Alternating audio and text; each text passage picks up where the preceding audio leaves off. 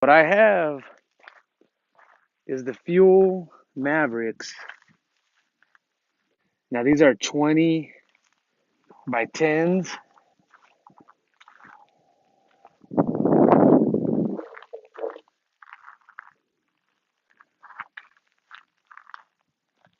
So that's bumper height.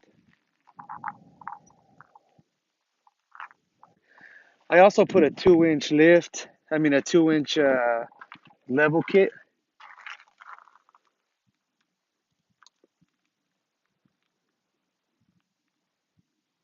And that's where it's at right there. That's the spacer.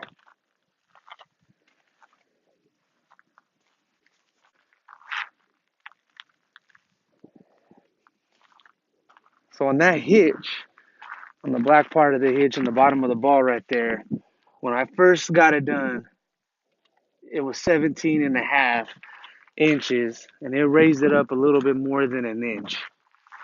And that's with putting 35 inch tires on it. So these are 35 by 12 and a half, 12 and a half. So that raised the bottom of the ball a little bit more than an inch.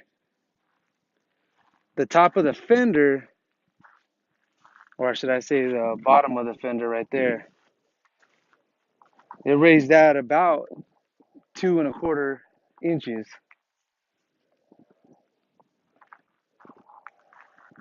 The truck did have a rake, and it still does kind of have a rake, but the back of the step right there on the bottom, it used to be 15 inches.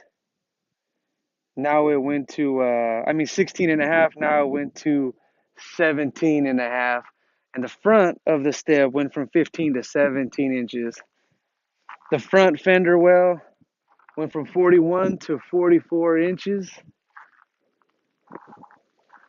And the bottom of the license plate went from 19.25 to 21.75. So it did, that little 2-inch spacer did a lot for the look of the truck. Oh, and the bottom of the mirrors even went up a good 2 inches. So that was pretty good.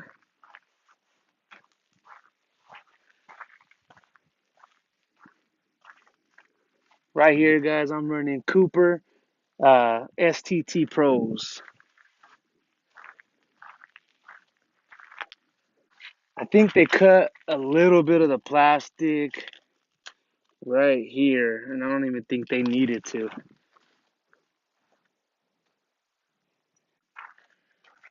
There it is, you guys. That's what the wheel turned in. You can see that I guess it would have rubbed. A 2.5-inch level kit probably would have done better for the rubbing.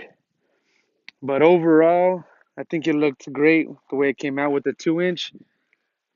And the ride is good. I tow pretty light setup, and it tows really well. I think the ride's a lot smoother also with this tires and wheels. But if you guys have any input, you guys got any questions, suggestions, whatever, let me know. Thank you.